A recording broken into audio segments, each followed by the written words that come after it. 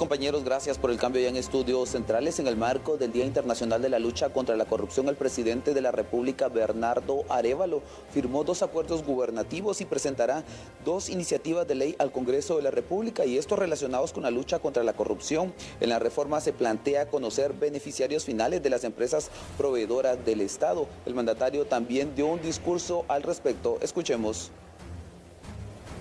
Cumplimiento del mandato que el pueblo de Guatemala nos otorgó a la vicepresidenta Karine Herrera y a mí hace ya más de un año.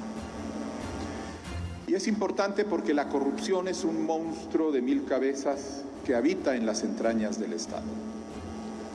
Estaríamos muy equivocados si creyéramos que podemos combatirlo solamente tomando medidas de corto plazo, reemplazando a algunos funcionarios, suprimiendo algunas plazas, revisando algunos procedimientos, reformando una ley.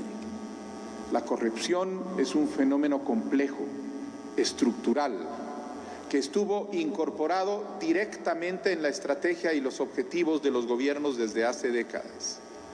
No ha sido un mal secundario, no ha sido un daño colateral, sino ha sido la razón primordial por la cual buscaron el poder, lo tomaron y lo ejercieron.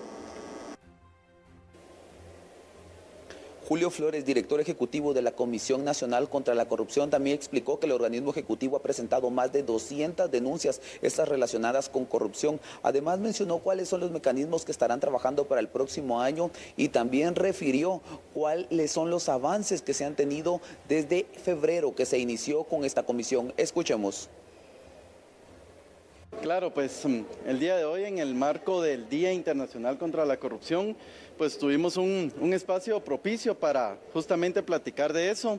Avances de la comisión, pues debemos de entenderlos bajo el enfoque integral que el presidente Arévalo ha definido en el combate de la corrupción. Cuando hablamos integral es porque hay acciones contundentes en cuanto a denuncias. Se han presentado más de 200 denuncias por casos de corrupción que evidencian cómo, y lo platicábamos en el evento, cómo todas esas necesidades públicas, necesidades de salud, educación, infraestructura, programas sociales, se han desvirtuado y lo que se encontró pues era que servían a una pequeña minoría en detrimento de la población. Entonces, como un primer punto, ese abordaje integral implica la presentación de estas más de 200 denuncias, pero estamos claros, estamos conscientes de que un cambio estructural, un cambio de largo plazo requiere medidas de mayor alcance, y es por eso que se ha iniciado un proceso en cuanto al cambio de la cultura, implementando una cultura de prevención y de transparencia. Iniciamos con la aprobación del Código de Ética, un código de ética que tiene mecanismos de implementación. Tenemos ahora más de 65 instancias de asuntos de probidad que están velando porque las medidas anticorrupción se implementen dentro de cada ministerio, secretaría, gobernación departamental, y tenemos también una red de integridad que aglutina a todos estos jefes o encargados de las oficinas para que el trabajo sea coordinado y eficaz. También en tema de prevención de la corrupción tenemos un proceso intenso de capacitación. En los últimos meses hemos capacitado a más de 1.150 servidoras y servidores públicos y nos encontramos desarrollando una serie de medidas preventivas. Es importante comentarles, cuando se presenta una denuncia se identifica un patrón y se emiten medidas de prevención. A eso también hacemos referencia dentro del enfoque integral de lucha contra la corrupción. El titular de la Comisión Nacional contra la Corrupción también se refirió a las denuncias que han sido desestimadas por el Ministerio Público. Escuchemos. Claro, la primera pregunta vinculada con el ente encargado de la persecución penal, la postura de gobierno ha sido clara, ha sido enfática. El organismo ejecutivo está cumpliendo con su función de detectar y denunciar casos de corrupción. Esta es una muestra más de que los controles internos en un gobierno transparente sí funcionan.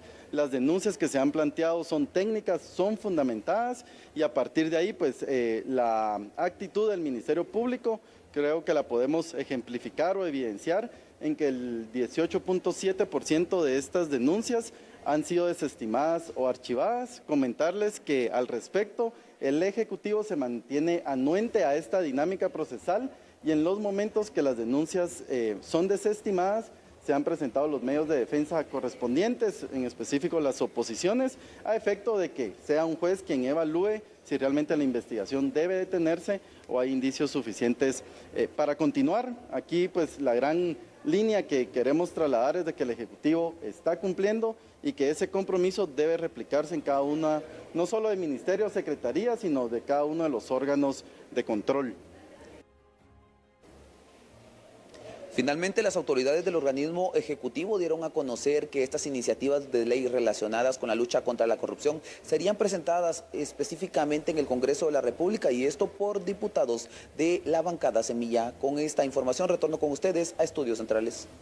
Muchísimas gracias a Braine Ruiz por el detalle de la información. Recordemos que esas actividades e incluso lo que mencionaban las autoridades en cuanto a las estadísticas forma parte del marco Día Internacional de la Lucha contra la Corrupción, y es por eso que las actividades son en marco a esta importante fecha.